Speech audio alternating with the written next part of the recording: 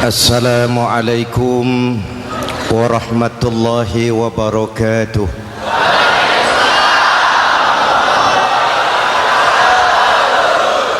Alhamdulillahillazi ja'ala ramadhana syahra siyami lil mu'minin. Wassalatu wassalamu ala asyrafil mursalin Sayyidina Muhammadin wa ala alihi wa sahbihi ajma'in, amma ba'du. Para ulama yang saya muliakan, para pejabat baik sipil maupun militer yang saya hormati, alhamdulillah malam ini atas izin Allah, mudah-mudahan yang kita laksanakan ini merupakan bagian dari amal ibadah kita di bulan suci Ramadan ini. Hadirin, reformasi terbesar adalah reformasi yang dilakukan oleh baginda Nabi besar Muhammad sallallahu alaihi wasallam. 23 tahun merombak satu bangsa biadab menjadi bangsa beradab, merombak umat yang terpecah belah menjadi umat yang bersatu, merombak masyarakat yang tenggelam dalam kemusyrikan menjadi umat yang bertauhid. Reformasi besar apa yang dilaksanakan oleh Rasul dan apa hubungannya dengan kita sekarang? Ini yang ingin saya sampaikan malam ini. Pertama, beliau melaksanakan reformasi akidah, membebaskan manusia dari kemusyrikan, menyelamatkan manusia dari ketergantungan kepada benda. 13 tahun beliau berjuang di kota Makkah hanya untuk menanamkan la ilaha illallah Muhammadur Rasulullah. Dari sana segalanya dimulai, meletakkan fondasi. Saya yakin tidak ada Tuhan selain Allah dengan seluruh konsekuensinya. Kalau saya yakin tidak ada Tuhan selain Allah, maka saya tidak akan menyembah kecuali hanya kepada Allah. Orang yang benar fondasinya, benar sujudnya. Jelas? Kalau saya yakin tidak ada Tuhan selain Allah, saya tidak akan minta rizki kecuali hanya kepada Allah. Orang yang benar fondasinya, jauh dari korupsi, jauh dari judi.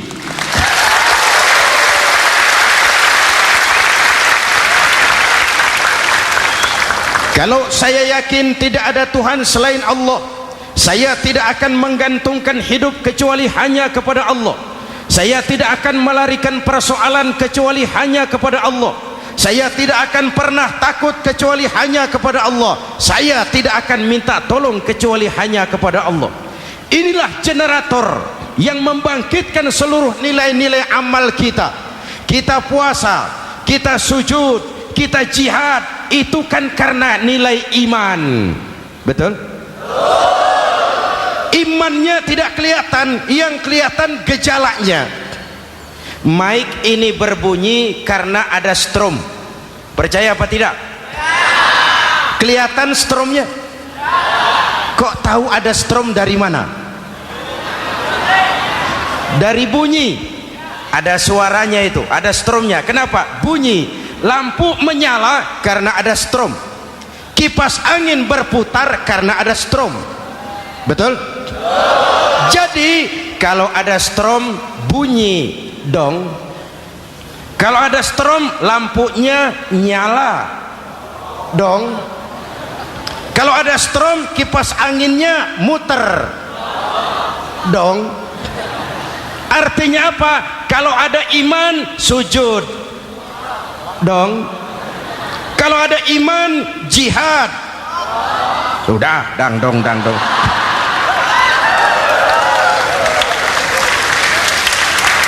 Seluruh amaliyah kita hanya refleksi dari nilai-nilai keimanan, maka dimulai dengan fondasi. Kalau fondasi kuat, apapun yang mau dibangun aman. Kalau fondasi rapuh, apa yang mau dibangun di atas fondasi yang rapuh? Karena itu, dengan tabligh akbar ini, pesan pertama saya, mari jaga nilai-nilai iman kita. Kita masih bergelut dengan zaman susah. Judi kembali merebak, narkoba meracuni remaja dan pemuda-pemudi kita, padahal dua-duanya sumber segala macam kemaksiatan. Judi mendidik orang jadi malas, dan sejarah belum pernah mencatat ada orang jadi kaya karena judi. Yang bangkrut, yang kere, yang melarat banyak.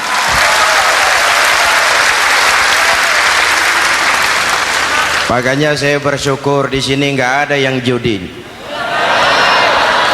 Nggak ada, mana saya nggak lihat di sini. Entahlah kalau di luar sini.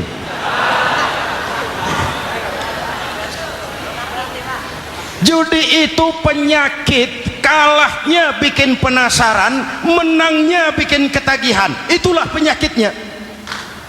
Makanya lebih baik makan singkong betulan daripada makan roti mimpi. Ayo, makan singkong betulan, makan roti mimpi, lebih baik mana?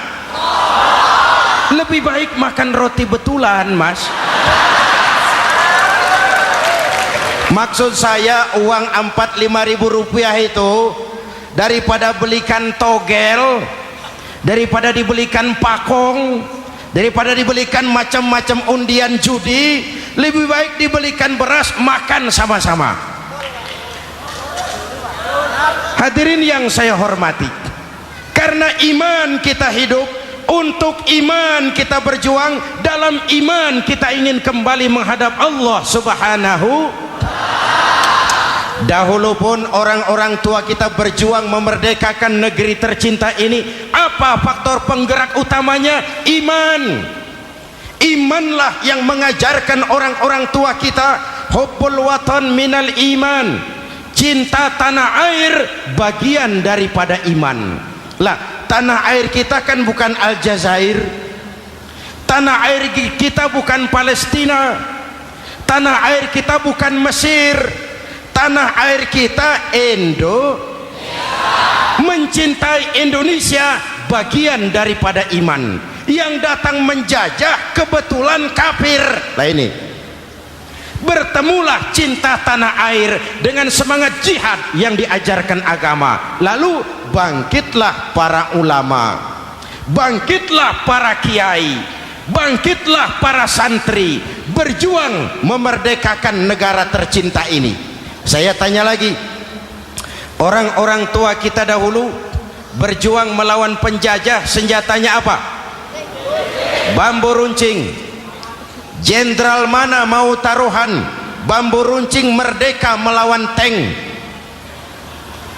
bambu runcing merdeka melawan meriam, bambu runcing merdeka melawan tentara-tentara profesional yang terlatih dengan baik? Menurut logika tidak mungkin, menurut kebiasaan tidak bisa, menurut rasio impossible. Entoh nyatanya kita merdeka. Lalu para pendiri Indonesia dengan jujur mencantumkan dalam mukaddimah Undang-Undang Dasar Negara kita kalimat yang berbunyi, dengan berkat rahmat Allah yang Maha Kuasa. Ada tidak itu dalam pembukaan Undang-Undang Dasar? Ada apa tidak? Pokoknya biar belum pernah baca, ada gitu saja sudah ya, biar lancar urusan. Saya yakin kalimat ini bukan lipstick, not decoration only. Kalimat ini pengakuan moral, pengakuan batin yang sangat jujur dari para pendiri Indonesia bahwa Allah campur tangan dalam proses kemerdekaan. Kalau tidak, nggak ada ceritanya bambu runcing merdeka melawan tank.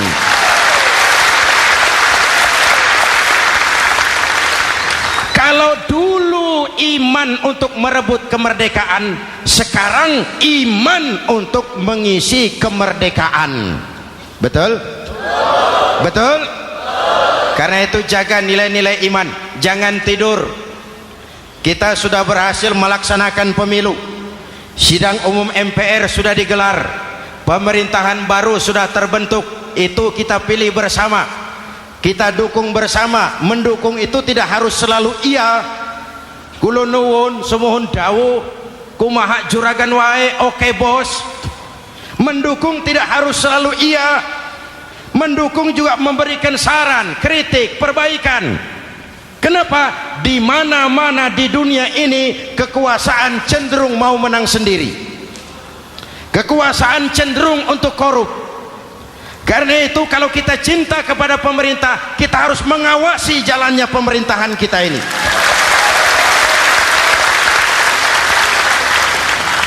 Pengalaman ketika Orde Baru berdiri, kita percaya, kita serahkan penuh, lalu kita tidur.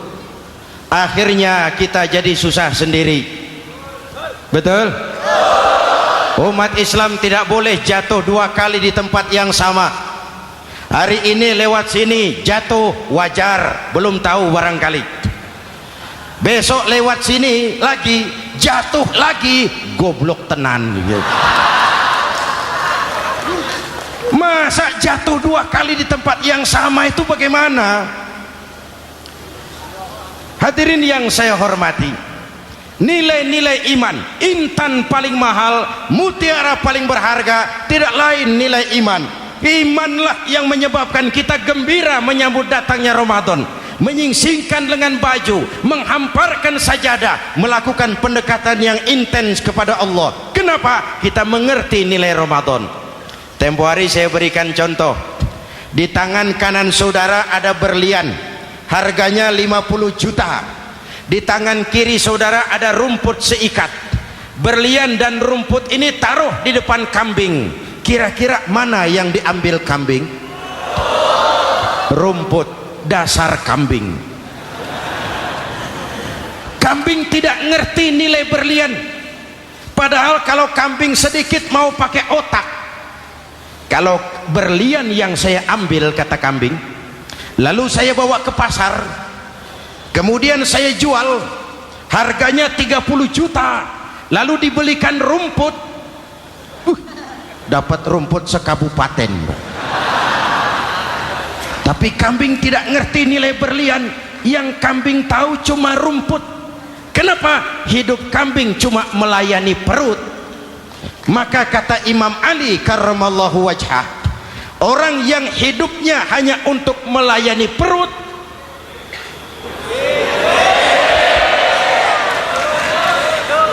saudara yang ngomong ya, tanggung jawab. Saya kan cuma mulai, kenapa diterusin?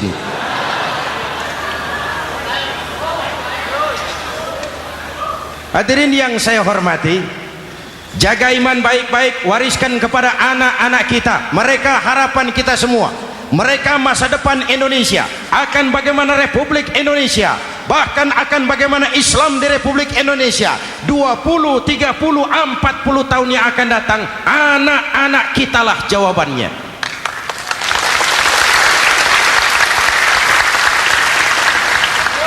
Mereka mau jadi apa, persilahkan, asal iman merupakan landasan hidupnya. Anak-anak kita boleh jadi jenderal asal jenderal beriman, boleh jadi pejabat, pejabat beriman, jadi pengusaha, pengusaha beriman. Kalau iman landasannya aman, jadi pengusaha, pengusaha beriman, insya Allah timbangannya tidak curang, ekonomi lancar, masyarakat tenang. Jadi petani, petani beriman, insya Allah tidak menggarap tanah yang bukan miliknya.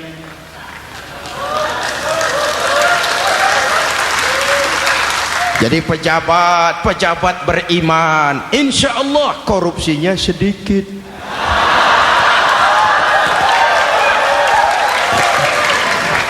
Jadi jenderal, jenderal beriman, insya Allah berjuangnya bersama ulama, bukan nangkepi ulama.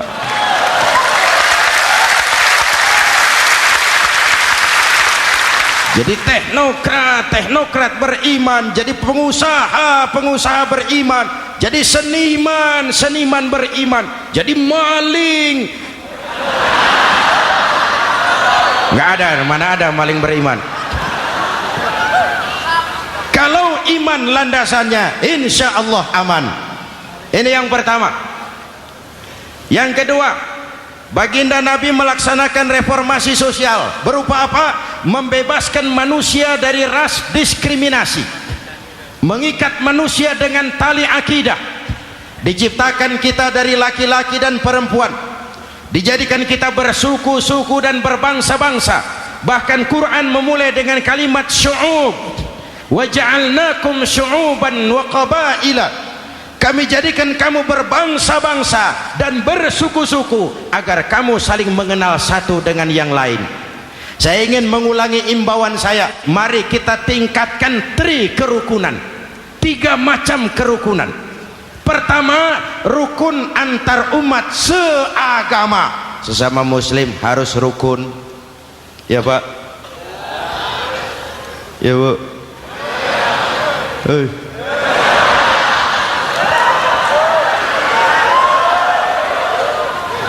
Malam ini saya tidak merasa sebagai tamu di sini.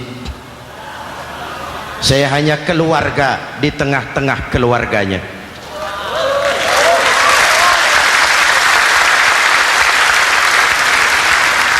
Di sepanjang Jawa kah saya, ke Sumatera kah saya, ke Kalimantan saya, ke Sulawesi saya, ke Irian Jaya saya, kemana saja saya pergi, di mana saja saya berada, saya hanya keluarga di tengah keluarganya. Sebagai muslim kita terikat akidah, sebagai bangsa kita punya komitmen, kita ingin bersatu nusa, satu bangsa, satu. Inilah kita. Hadirin yang saya hormati, rukun antar umat seagama. Hura-hura pemilu sudah lewat, ekses-eksesnya harus kita hilangkan. Boleh jadi kemarin-kemarin karena berbeda kaos sama teman gak teguran. Yang sudah-sudah, yang penting sekarang ke depan. Sudah capek kita rakyat diobok-obok. Sudah datang saatnya kita meluruskan saf, merapatkan barisan, menggalang semangat kebersamaan. Rukun antar umat seagama. Begitulah malam ini saya hadir di tengah keluarga sendiri. Yang mengikat kita apa? Akidah. Di masjid kita ditemukan, dan inilah simbol kehidupan umat. Tadi kita sholat isya dan taraweh di sini, menghadap ke arah yang sama, menyembah Allah Tuhan yang sama, melakukan gerak yang sama, membaca bacaan yang sama, dengan bahasa yang sama. Betul? Tapi kita datang dari segala penjuru. Kita datang dari sebelah lor, sebelah kidul, sebelah wetan, sebelah kulon. Di sini di masjid ini kita menghadap ke arah yang sama. Kita yang hadir di sini boleh jadi ada yang dari Sumatera, Kalimantan, Sulawesi, Irian Jaya, tapi kita adalah Indonesia. Jelas? Jelas? Saya sering kasih contoh, coba kalau sholat pakai bahasa masing-masing, ramai masjid, bingung malaikat. Ini Indonesia ramai karena tiap provinsi sholat pakai bahasa masing-masing. Kalau Riau bicara sendiri, Ambon bicara sendiri, Aceh bicara sendiri, Irian bicara sendiri, ramai masjid. Jelas? Jelas? Yang imam pakai bahasa Indonesia, takbir, Tuhan yang maha besar. Gagah sekali, bingung malaikat. Kembali kita kalau sholat pakai bahasa masing-masing. Betapa ramainya masjid, itu cermin dari bangsa yang tidak bisa menjaga kesatuan dan persatuan. Uni Soviet almarhum Al-Mal'un itu negara adidaya, negara adikuasa, bersama-sama dengan Amerika menjadi polisi dunia. Tetapi kemudian dihantam oleh glasnost yang kebablasan, Gorbachev terpental, Soviet pecah jadi negara kecil berkeping-keping. mimpi mengembalikan Soviet seperti dulu. Begitulah kalau kita biarkan benih-benih disintegrasi ini terus berkembang, tidak ada lem perekat, maka kita akan pecah berkeping-keping dan kita akan jadi satu bangsa yang kecil. Oleh karena itu, yang pertama, jaga kerukunan antar umat seagama. Berbeda pendapat boleh, berpecah belah jangan. Berbeda partai oke, tapi berbeda dalam wawasan bernegara jangan. Jujur saja, saya kemarin musim pemilu itu sudah agak pesimis melihat, batin saya menjerit, ya Allah, kenapa umat jadi begini? Kenapa umat harus terkotak-kotak? Terlalu banyak partai-partai Islam waktu itu, 20 lebih. Begitu sidang umum MPR berjalan, saya mulai melihat titik optimisme. Ada yang mengkristal, di mana orang tidak lagi melihat partainya, tetapi melihat nilai-nilai imannya. Itulah yang memang utama buat kita.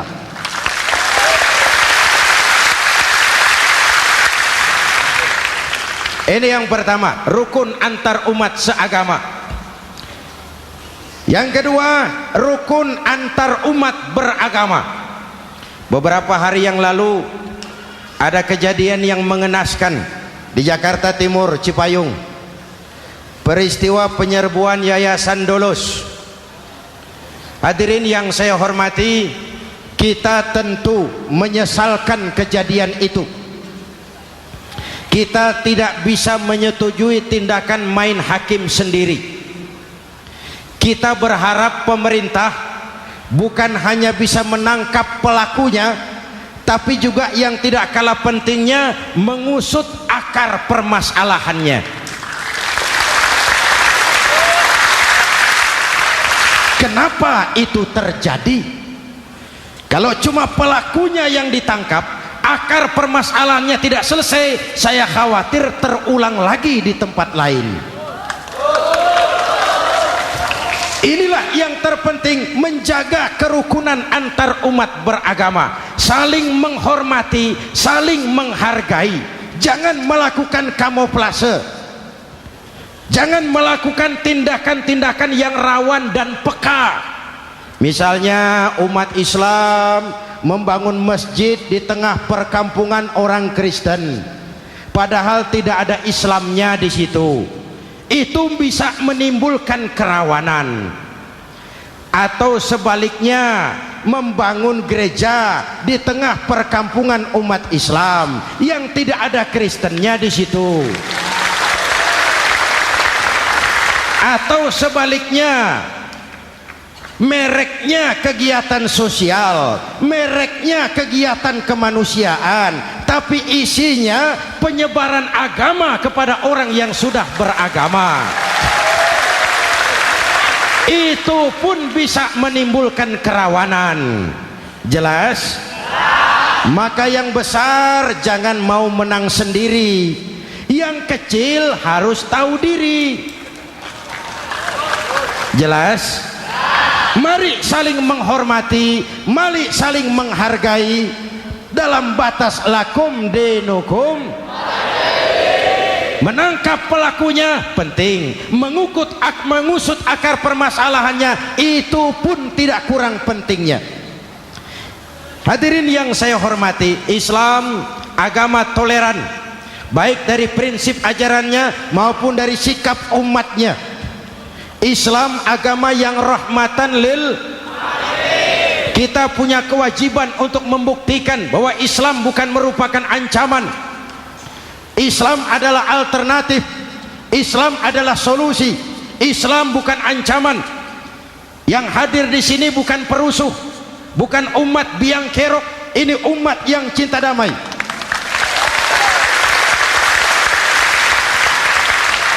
Ini umat yang tidak pernah mencari-cari musuh, tapi juga tidak akan pernah lari kalau bertemu musuh. Mari kita jaga kerukunan antar umat beragama. Jangan sampai peristiwa Dolos terulang lagi di tempat-tempat lain. Saling menghargai, saling menghormati. Jangan main hakim sendiri, tapi juga jangan mau menang sendiri. Hadirin yang saya hormati, dengan menjaga kerukunan antar umat beragama, akar keutuhan kita sebagai bangsa semakin terpelihara. Lalu yang ketiga, rukun antar umat beragama dengan pemerintah. Tadi kita sholat di sini ada imam, ada makmum, betul? Kalau makmum siapa saja boleh, Mas. Tidak ada pemilihan makmum. Fikih itu ketat kalau sudah memilih imam. Nih makmum siapa saja. Pak, itu orang pemabuk itu, boleh jadi makmum. Suka mencuri, Pak, boleh jadi makmum. Bacaannya tidak fasih, boleh jadi makmum. Ketinggalan 1 rakaat, boleh jadi makmum. Tapi tidak tiap orang boleh jadi imam. Kenapa? Imam mau mimpin orang banyak. Kalau dia bodoh, bagaimana nasib makmumnya?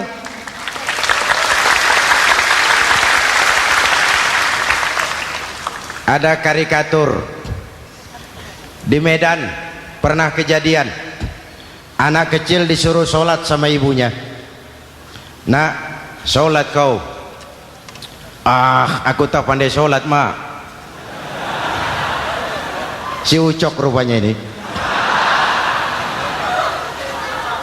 Kata ibunya, sudahlah, kau ikuti saja bapakmu tuh. Apa yang bapak mau kerjakan, kau ikuti sajalah. Jadi lama, kalau ikut saja bisa laku. Berangkatlah anak ini kan, sholat di belakang bapaknya, jadi makmum. Sholat di balai bambu, tidak pakai tikar. Bangun sujud, hidung bapaknya terjepit bambu. Karena sakit dan kaget, refleks bapak ini teriak, aduh. Anak di belakang ingat pesan maknya, ikuti saja bapakmu. Si anak ini malah pakai irama, aduh.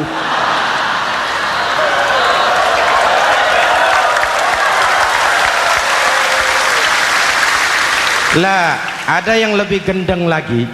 Mendengar anaknya mengadu, bapaknya menoleh ke belakang. Kata bapaknya, kau kejepit juga, Cok, katanya. Sholat jadi ngobrol. Kalau makmum dan imam sama bodohnya, rusak sholat ini.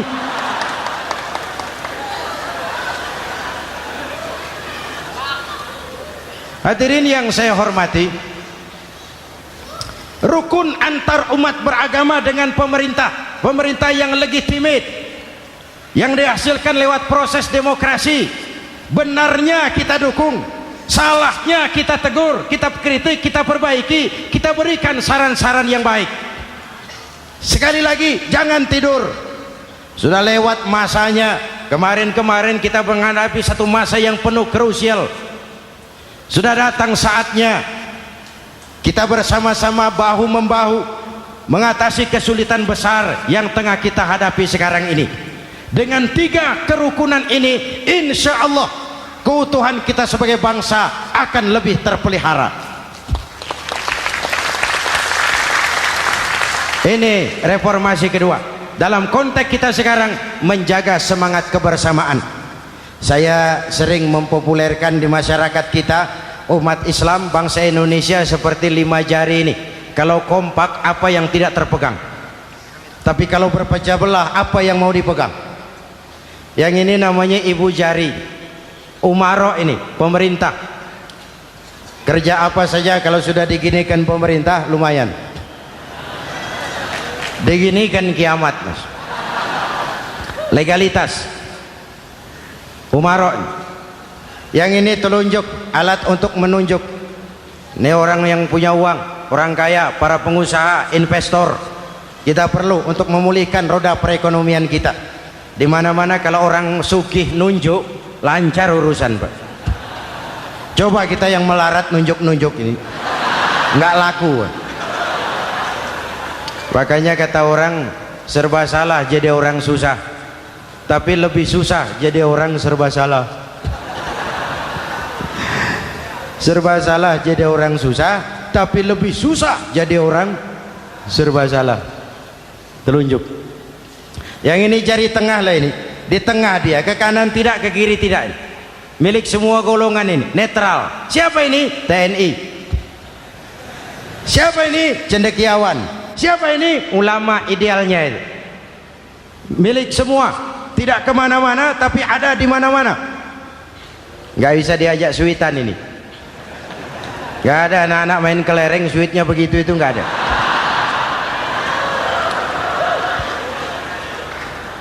Ini jari manis remaja, pemuda, masa muda, masa yang paling manis.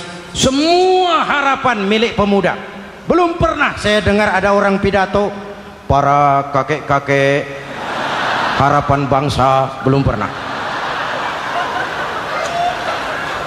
Mesti kalau sudah harapan umat, pemuda, harapan negara, pemuda, harapan agama, pemuda, harapan bangsa, pemuda, harapan pemudi. Jari manis. Yang ini kelingking, jari paling kecil ini. Nih kaum wanita ini, perempuan kecil tapi mantap. Masya Allah. Ini ibu jari ini besar ini. Sweet ketemu kelingking, kalah ibu jari ini. Di mana-mana kekuasaan sering kalah sama perempuan. Siapa yang mendorong-dorong Nabi Adam memetik pohon buah khuldi? Kelingking. Kelingking. Kelingking. Julius Caesar tunduk kepada Cleopatra. Siapa Cleopatra? Kelingking. Napoleon, singa daratan Eropa, the Lion of Europe, luas kekuasaannya, hebat tentaranya, bertekuk lutut di bawah kaki Margaret Josephine. Kelingking. Hadirin yang saya hormati, kalau 5 pilar ini bersatu, ringan sama dijinjing, berat sama dipikul, kita akan jadi satu bangsa yang kuat. Jelas? Jelas? Dengan Ramadan, dengan tabligh akbar malam ini, mari kita jaga semangat kebersamaan. Saya selalu mengingatkan, sekarang lebih banyak tukang kompor daripada tukang lem. Lebih banyak tukang kompor daripada tukang lem. Hangati sana, sulut sini, bakar sana, panasi sini, terbakar kita, dia lari tepuk tangan, dan kita yang rugi. Jelas? Jelas? Ini hal yang kedua. Reformasi sosial mengikat manusia dengan tali akidah, mempersaudarakan manusia dari manapun orang datang, apapun warna kulitnya, dari suku apapun ia dilahirkan, kalau akidahnya sama, itulah saudara kita.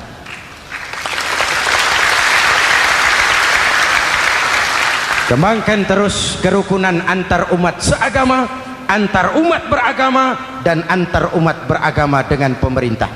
Muslim bagaikan satu tubuh. Jikalau yang satu sakit, yang lain ikut merasakan sakit. Muslim bagaikan sebuah bangunan, yang satu sama lain harus saling memperkuat. Ada yang jadi tiang, tentu.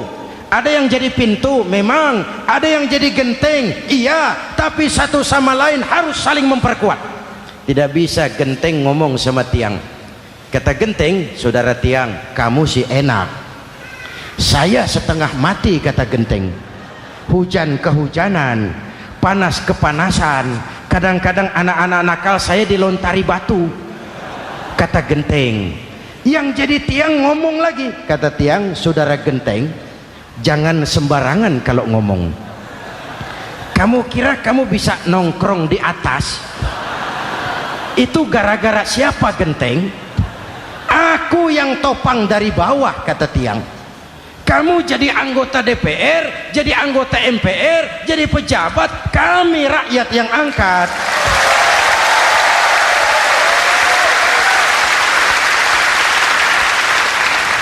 Jangan waktu di bawah rajin ngamalkan ayat kursi, dapat kursi lupa sama ayat.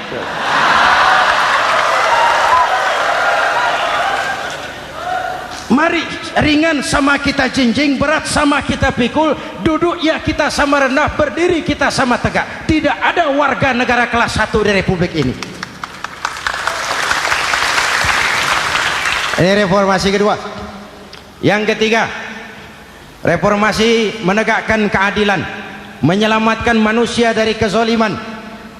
Sebelum Islam datang, sebelum Rasul datang, manusia dibedakan oleh hartanya, manusia dibedakan oleh warna kulitnya, manusia dibedakan oleh keturunannya. Beliau dengan tegas mengajarkan, innallaha la yanzuru ila suwarikum wala ila amwalikum walakin yanzuru ila qulubikum wa a'malikum. Allah tidak melihat potonganmu,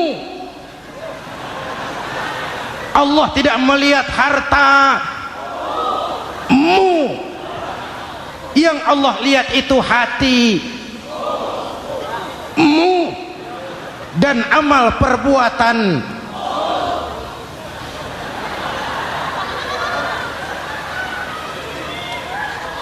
Perjuangan menegakkan keadilan. Hadirin yang saya hormati, itulah yang menyebabkan reformasi kita menggelinding, menuntut keadilan, baik keadilan di bidang politik, keadilan di bidang ekonomi, keadilan di bidang hukum. Nabi pernah mengingatkan, hakim, kata Nabi, itu ada 3 macam. Al-qudatu salasatun. Hakim ada 3 macam. 1 di surga, 2 di neraka.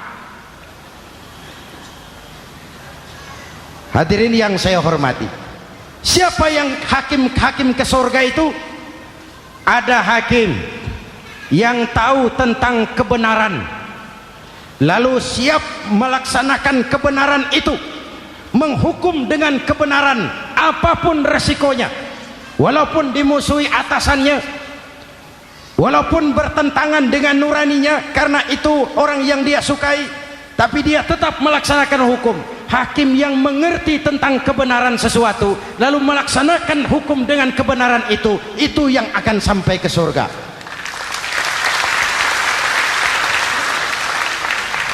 Yang kedua, ada hakim tahu tentang kebenaran tapi tidak mampu melaksanakan hukum dengan kebenaran itu.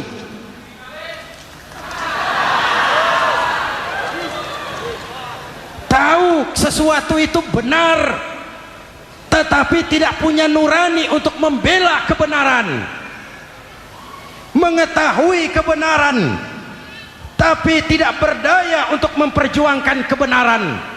Akhirnya hukum dikebiri, yang salah jadi benar, yang benar jadi salah. Itulah realita yang kita rasakan selama ini.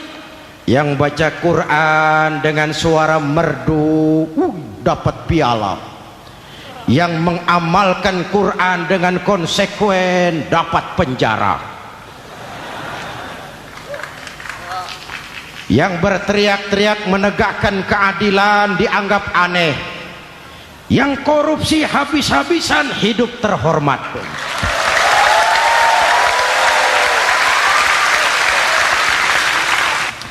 Jadi yang kedua tadi hakim yang tahu kebenaran tetapi tidak mampu melaksanakan hukum sesuai dengan kebenaran, diperkosanya kebenaran, ditekannya hati nuraninya, sehingga ini yang mengakibatkan terlukanya perasaan keadilan.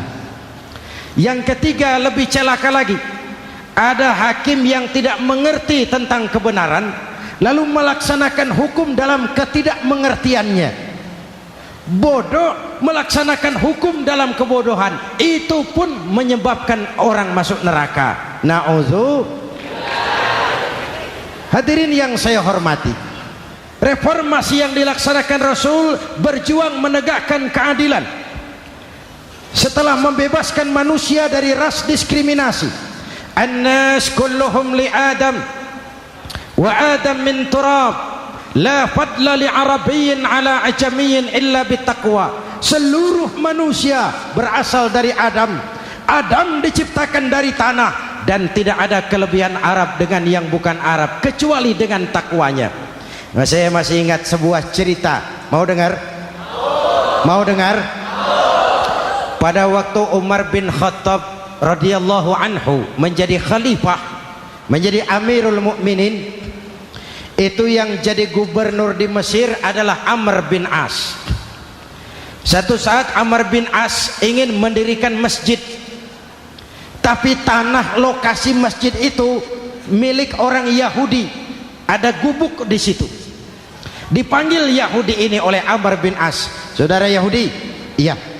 Itu rumahmu ya? Iya. Sudah tahu belum? Belum. Ya memang saya belum kasih tahu. Begini, kamu bangun sembarangan saja, rumahmu kena jalur hijau itu. Lalu saya mau bangun masjid di situ.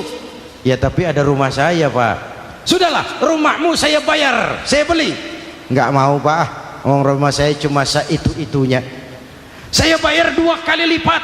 Enggak mau, Pak. Enggak mau. Sudahlah, saya ganti rugi. Ya enggak mau, Pak. Namanya juga ganti rugi, Pak. Biar digantikan tetap rugi. Mangkel Amr bin As ini wong cilik kok bertingkah amat. Si amat aja enggak bertingkah. Panggil kamtib. Hei, gusur. Ditarik rumah Yahudi ini, ambrol, menitiskan air mata si Yahudi di sudut kehidupan. Begini wong cilik ini sudah jatuh tertimpa tangga, rumah cuma sak gubuk-gubuknya diderek oleh petugas. Pikir-pikir Amr bin As kan cuma gubernur, di atasnya kan masih ada khalifah Umar bin Khattab. Saya mau lapor ke pusat. Berangkat Yahudi ini dari Mesir menuju Madinah, berhari-hari berjalan, sambil berpikir, ini nanti kalau saya laporan kepada khalifah, apa pengaduan saya diterima? Wong saya rakyat kecil, lagian Yahudi, sementara yang menggusur saya ini gubernurnya sendiri. Terus dia berjalan sampai di kota Madinah. Lewat tengah hari dia mulai cari-cari. Ada orang, ketemu orang sedang tidur di bawah pohon kurma. Selamat siang, Pak. Siang. Saya mau numpang tanya, Pak. Tanya apa? Bapak tahu Khalifah Umar bin Khattab? Tahu. Istananya di mana, Pak? Istananya di atas lumpur. Di atas lumpur? Iya. Pakaian kebesarannya apa, Pak? Sutra? Bukan. Pakaian kebesarannya malu dan takwa. Pengawalnya banyak, Pak. Banyak. Berapa peleton? Pengawalnya yatim, orang jompo, kelompok mustadafin, orang-orang lemah, janda-janda tua.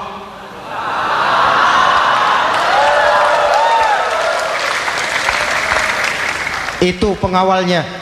Pakaian kebesarannya malu dan takwa. Pengawalnya orang-orang lemah, tidak berdaya. Kok begitu, Pak? Begitulah Umar bin Khattab. Orangnya sekarang di mana, Pak? Di depan kamu. Jadi Bapak, iya. Bapak, iya. Saya Umar. Ada apa, Mas? Oh, yang datang dari Semarang waktu itu. Gini loh, Pak, saya mau menuntut keadilan. Keadilan kenapa? Gubernur Bapak Amr bin As itu, Pak, zolim. Kenapa dia? Gubuk saya main tarik saja, runtuh. Saya nggak punya rumah lagi, wong saya ini golongan makmur, cuma rumah sama sumur. Lalu untuk apa? Katanya dia mau bangun masjid di situ, Pak. Dipaksanya rumah kamu ditarik sampai runtuh. Iya. Yahudi? Ya, Pak. Itu ada tempat sampah ya. Betul, Pak. Di situ banyak tulang unta. Coba kau cari satu tulang unta bawa ke sini. Bingung Yahudi. Pak, saya jauh-jauh dari Mesir ke sini ini mau cari keadilan. Kalau tulang unta di Mesir juga banyak, Pak. Sudahlah, kau ambil saja tulang itu. Berangkat Yahudi penuh tanda tanya, ambil sebuah tulang unta, diberikan kepada Khalifah Umar bin Khattab. Tulang ini diambil, Umar hunus pedangnya, dengan ujung pedang dibuat garis lurus di atas tulang unta itu. Rat. Selesai. Yahudi, iya Pak, sekarang kau kembali ke Mesir, serahkan tulang ini kepada Umar bin Amr bin As. Makin bingung Yahudi, jauh-jauh datang kemari kira mau dapat keadilan, cuma dapat tulang. Ya sudahlah, namanya wong cilik, berangkat dia pulang ke Mesir. Berhari-hari sampai di Mesir. Pak Gubernur, ya lapor. Ada apa Yahudi? Saya dari pusat. Loh, kamu dari Madinah? Iya Pak. Ngapain sih kamu ke sana-sana? Nuntut keadilan. Kamu bertemu Khalifah? Ketemu Pak. Terus tulang.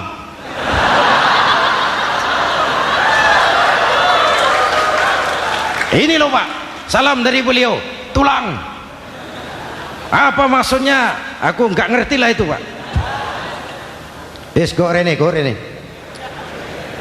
Diambil tulang itu, Amr bin As melihat ada garis lurus dengan ujung pedang, gemetar badannya, keringat bercucuran. Kepala proyek dipanggil. Mas, ini proyek masjid batal. Gubuk Yahudi dirikan lagi. Loh Pak, kata kepala proyek, saya kan sudah menang tender Pak.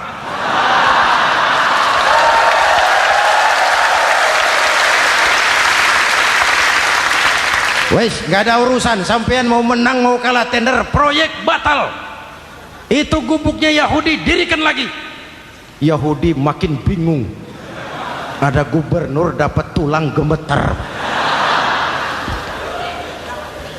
Pak Gob, ya sebenarnya apa yang terjadi? Apa-apa, kamu sedikit-sedikit main pusat.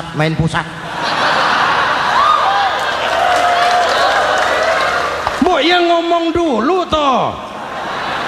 Ya kan awalnya saya sudah ngomong Pak, tapi gubuk saya tetap ditarik. Percuma ya saya ke pusat Pak. Saya dapat teguran keras dari Khalifah. Tahu kau apa artinya ini? Seolah beliau berkata, "Hei Amr bin As, jangan mentang-mentang sedang berkuasa kau bertindak seenakmu. Berlaku lurus dan adillah kamu seperti lurusnya garis di atas tulang ini."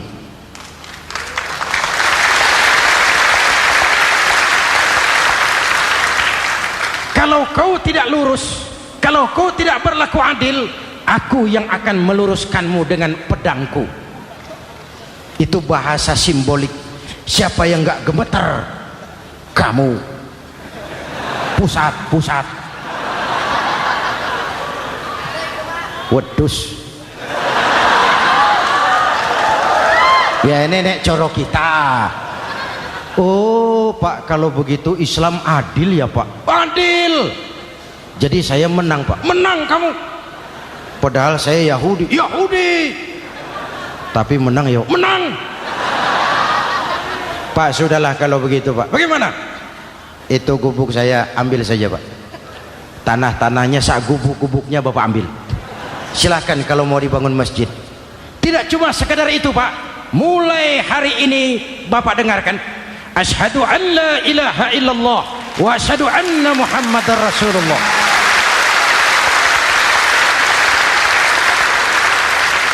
Yahudi bisa menang perkara menghadapi gubernur. Kalau ini terjadi di Indonesia,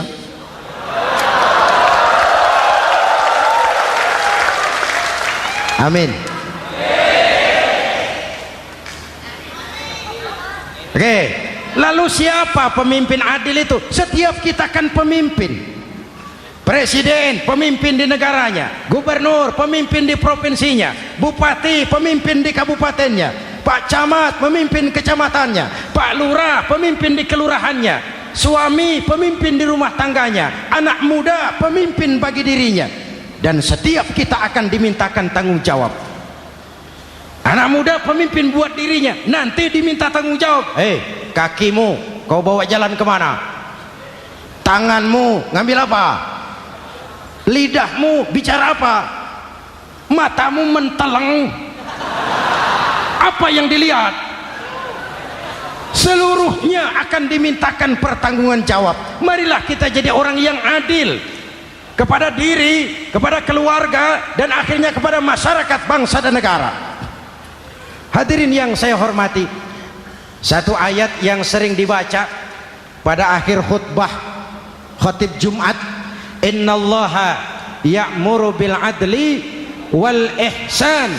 Allah memerintahkan kamu berlaku adil dan berbuat ihsan. Tidak sekadar adil tapi ihsan. Ihsan nilainya lebih tinggi dari adil. Contoh, nak, tolong taruh telur itu di pinggir meja. Anak yang adil apa adanya, ditaruh telur di pinggir meja. Anak yang ihsan lain. Lah iya, perintahnya sih di pinggir meja, tapi kalau pas di pinggir meja kan jatuh ke bawah, ke tengah sedikit. Ini ihsan. Oleh karena itu, mari, perjuangan menegakkan keadilan masih panjang. Jalannya tidak lurus, bertabur bunga, menanjak, menurun, banyak onak dan duri. Namun seperti yang dikatakan seorang tokoh, masih Napoleon, kalau ada 1000 orang penegak keadilan, saya satu dari yang 1000 itu. Kalau ada 100 penegak keadilan, saya juga satu dari yang 100 itu. Kalau ada 10 orang menegakkan keadilan, saya juga satu dari yang 10 itu. Kalau hanya 1 orang yang menegakkan keadilan, maka sayalah yang 1 itu. Tetap konsisten berjuang menegakkan keadilan, walaupun besok langit akan runtuh, walaupun besok akan kiamat, keadilan tetap harus ditegakkan. Oke, ini reformasi yang ketiga, menegakkan keadilan, mengayomi masyarakat dengan hukum yang tegas. Dan Rasul menjadi contoh. Ini yang hebat. Misalnya beliau berkata, wallazi nafsi biyadihi lau anna Fatimah binti Muhammadin saraqat laqata'a Muhammadun yadaha. Demi Allah, andai kata Fatimah putri Muhammad mencuri, jangan orang lain, Muhammad sendiri yang akan memotong tangannya. Hukum berwibawa, masyarakat terlindungi. Kenapa? Nabi jadi contoh. Jelas? Beliau mengajarkan orang beramal. Kepada putrinya beliau mengatakan apa? I'mali ya Fatimah, i'mali fa inni la ughni anki minallahi syai'a. Fatimah, beramal kau. Fatimah, beramal kau. Fatimah, solat kau. Fatimah, puasa kau. Fatimah, zakat kau. Fatimah, haji kau. Kalau kau tidak beramal Fatimah, aku ayahmu Rasulullah tidak akan sanggup membelamu di akhirat nanti. Ini keadilan. Tidak mentang-mentang putri kesayangan Nabi lalu sudah Fatimah kamu nggak sholat nggak apa-apa, nanti di akhirat ada papi. Jauh dari semangat nepotisme. Putri beliau sendiri ditekankan, i'mali ya Fatimah fa inni la ughni anki minallahi syai'a. Beramal kau Fatimah, kalau kau tidak beramal, aku ayahmu tidak akan sanggup membela kamu di akhirat nanti. Inilah inti dari nilai keadilan. Jauh dari nepotisme, apalagi kolusi. Hadirin yang saya hormati, lalu saya masuk kepada yang keempat.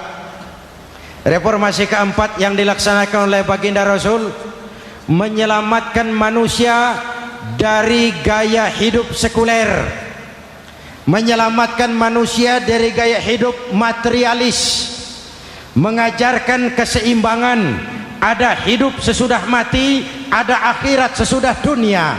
Betul? Betul?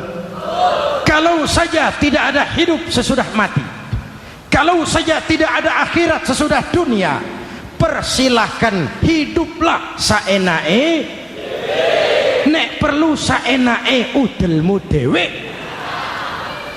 Sayang. Ada hidup sesudah mati, ada akhirat sesudah dunia. Ini semua calon-calon jenazah.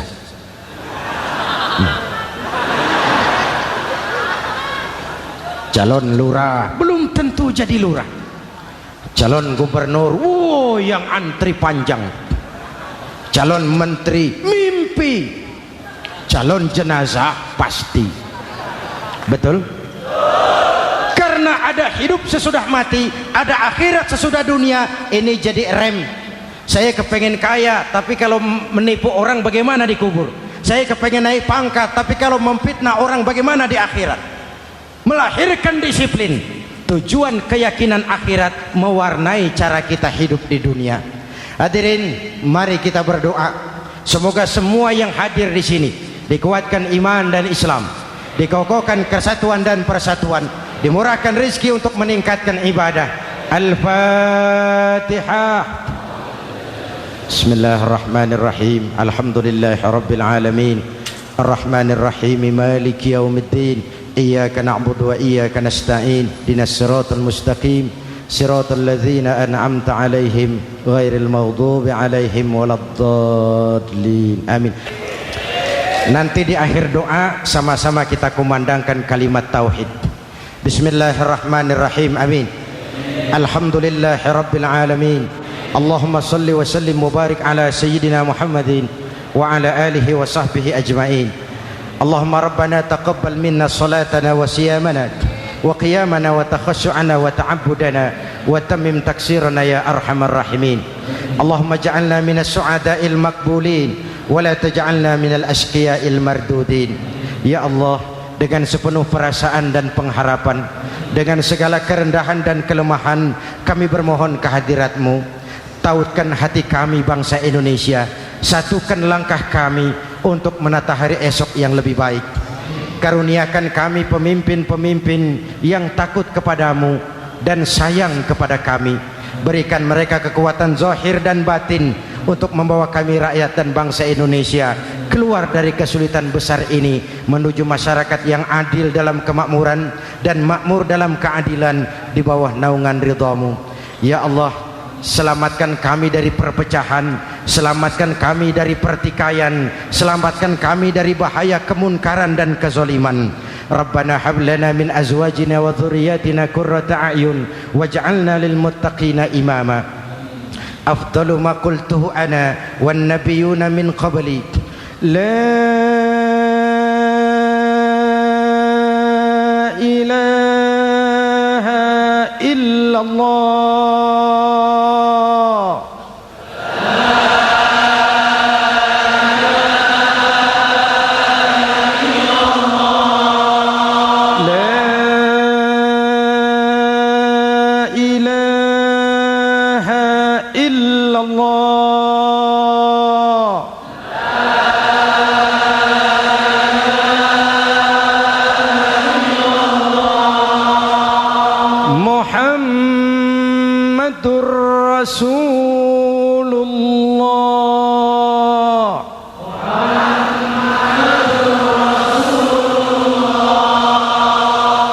آمين. صلى الله عليه وآله وسلم. كلمة حق عليها نحيا وعليها نموت وعليها نبعث إن شاء الله من الآمنين. ربنا آتنا في الدنيا حسنة وفي الآخرة حسنة وقنا عذاب النار وآخر دعوانا أن الحمد لله رب العالمين.